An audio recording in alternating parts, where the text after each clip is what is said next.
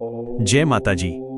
भक्तों, आज नवरात्रि का तीसरा दिन है और इस दिन हम माँ दुर्गा के चंद्रघंटा स्वरूप की पूजा करते हैं। माँ के मस्तक पर अर्धचंद्र के आकार की अद्भुत स्वर्णिम घंटा है, इसी कारण उनका नाम पड़ा चंद्रघंटा। माँ चंद्रघंटा का स्वरूप अत्यंत दिव्य और वीरतापूर्ण है। वे सिंह पर सवार हैं और 10 भुजाओं में, जिनमें त्रिशूल, कमंडल, खड्ग, तलवार, धनुष, तीर आदि कई अस्त्र शस्त्र धारण किए हुए हैं। उनका वाहन सिंह है और मुद्रा युद्ध के लिए तत्पर होती है, जिससे उनकी वीरता का संदेश मिलता है। सौम्यता और नम्रता के साथ साथ उनका रूप पराक्रमी भाव से उज्ज्वलित रहता है। इनकी पूजा से साधक को साहस, निर्भयता और विजय की प्राप्ति होती है। कहते हैं, जो भक्त तीसरे दिन मां चंद्रघंटा की आराधना करता है, उसके जीवन से भय, शत्रु और बाधाएं दूर हो जाती हैं। भक्तों, एक कथा है।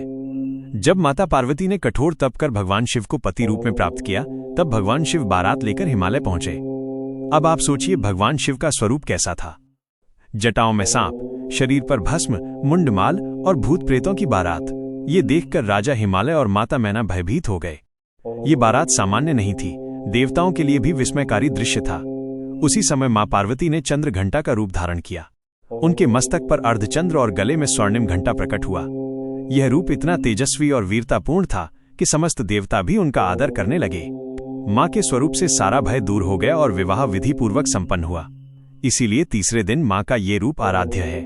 वे हमें सिखाती हैं कि साहस और वीरता से ही जीवन की कठिनाइयां जीत सकते हैं। भक्तों, कल्पना कीजिए कि जीवन एक रणभूमि है। हर कोई अपने अपने संघर्ष लड़ रहा है। किसी के सामने आर्थिक समस्या है, किसी के सामने रोग है, तो किसी के सामने समाज का विरोध। ऐसे समय में भय हमें तोड़ देता है। हम सोचते हैं, क्या मैं ये कर पाऊंगा? क्या मैं असफल हो जाऊंगा?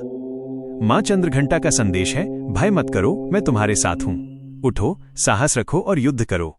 जैसे मां ने अपने तेज से भूत प्रेतों और राक्षसों को पराजित किया, वैसे ही वे आज भी अपने भक्तों को निर्भय बनाती हैं।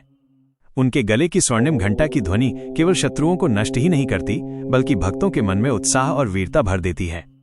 मां चंद्रघंटा का स्वरूप साधक को ये शिक्षा देता है कि डरकर भागना समाधान नहीं है।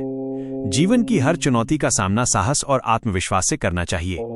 विद्यार्थी परीक्षा से भयभीत हैं, मां का स्मरण करें। व्यापारी असफलता से डर रहा है, मां का ध्यान करें। कोई व्यक्ति जीवन की कठिनाइयों से जूझ रहा है, मां से शक्ति मांगे। मां का आशीर्वाद साधक को ऐसा आत्मविश्वास देता है कि वह असंभव को भी संभव कर सके। इसीलिए कहा गया है, जहां भय समाप्त होता है, वहीं विजय प्रारंभ होती है, और भय को समाप्त करने वाली है मां चंद्रघंटा। प्रेरणादायी कथा। भक्तों, एक कथा सुनी जाती है। एक गांव में एक साधु मां चंद्रघंटा की साधना करता था। वो साधु बहुत गरीब था, लोग उसका मजाक उड़ाते थे। एक दिन गांव में डाकुओं का आतंक बढ़ गया। गांव वाले डरकर साधु के पास पहुंचे और बोले, महात्मा जी, आप तो मां चंद्रघंटा की पूजा करते हैं, हमें बचाइए। साधु ने निडर होकर गांव के लोगों को एकत्र किया और मां का स्मरण करते हुए बोला, मत डरो, मां हमारे साथ हैं।